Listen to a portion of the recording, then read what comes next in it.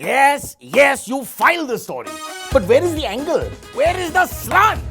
Opinions matter, not just facts. I need opinions. I need some kind of googly here. Where's my googly? Put your fingers here. Put your fingers. Put. That's it. I've just had enough of these people. I've had enough. I can't take it anymore. I can't deal with them. They're all idiots. In fact, I'm going to use the F word. I'm going to say in front of everyone, fools. You're all fools. Fools. Except you, sir, because you're a professional. The rest of you are fools. We need some good stuff. We need something here. The competition is eating us. We have to fight back. I expect more from you, sir. 43 years in the business. Guys already. Yeah, I mean, speaking of Talk fast. Go on. the plight of the Sri Lankan fan, really. I mean, given what's been happening with the Sri Lankan team. Cricket fans, they can make you, but they can also break you. Case in point, bottle-flinging Sri Lankan fans bringing the third ODI between India and Sri Lanka at Palikile to a standstill. This comes close on the heels of an incident involving the Sri Lankan fans holding up their team bus after the team's dismal performance in the first ODI.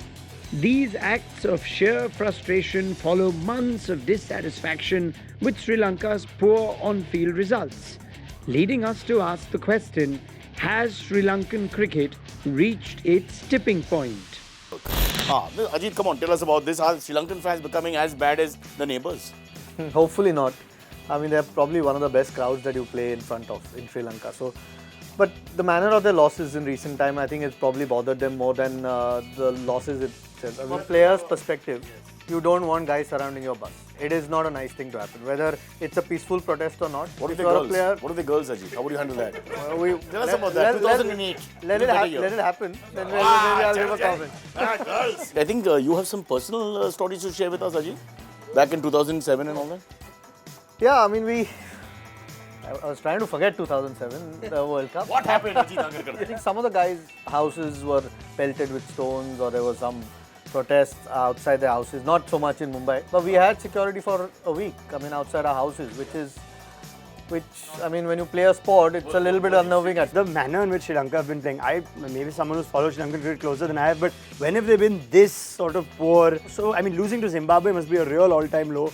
And then to have just this sort of lack of fight. And if you look at the kind of slogans they make, it was not only, they were not venting frustration against the team per se, it was also about the state of affairs in Sri Lanka cricket. Yes. Well, you name it, and Sri Lankan cricket seems to be ailing from it.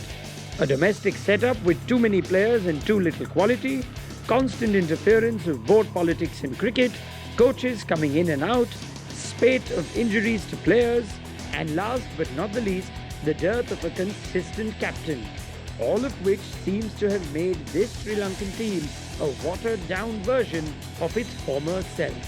Just on Prabhanjan's point, the fans usually detach the board from the team. In India also, there's no great love for the BCCI, but I guess the performance of the team, somewhat, digresses us from the issues that are wrong with the board, if at all. The minute the Indian team starts losing, there might be a completely different sentiment. Pretty nice to see is how Jayawardene and Sangakkara have actually taken to social media and tried to restore a bit of calm there. I mean, in the little way that they have. Because they are voices of significant influence. Who aren't allowed to now shape the country's cricketing future for whatever reasons. But that's... See, and the rot seems to be much deeper than just the players. If you say that give us a cricket back, it doesn't go only to the players and their performances. Nick Potas came and he said that it wouldn't be wrong to say that this is a case of too many cooks. I mean, and he had to come back and revert on that statement. He had to kind of go back and say that no, everything is fine. Could it have a positive effect on the players too? They might be aware that they're playing badly, but this kind of reaction could give them a slight kick up the backside. If you need a kick up your backside by people surrounding your bus, then you don't deserve to play for your country. Is that cricket fans kind of feel disenfranchised because there are no sort of groups, there's no collectives like you have for football fan groups where, say, you can stage a walkout. In sports such as football, fans are organized into fan clubs and through decisive action, such as meetings with team owners, organized protest marches and walkouts staged at games, they get their opinions heard. Often, clubs take the initiative to engage with fans. Should cricket look at ways fans can become organized and therefore more influential?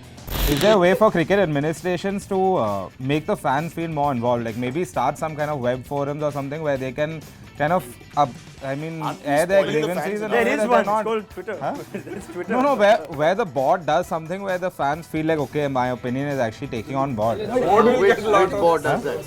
No, I'm asking, is there a way that is it possible at all? Even in other sports, when you talk about it, the fans have come together and done it. Ajit, are you in touch with fans? Because it's like a two-way street. Do you respond to them when you're playing? They didn't have much love for me when I played. They don't have much love for me now. Good, should we go with this story? What do you think?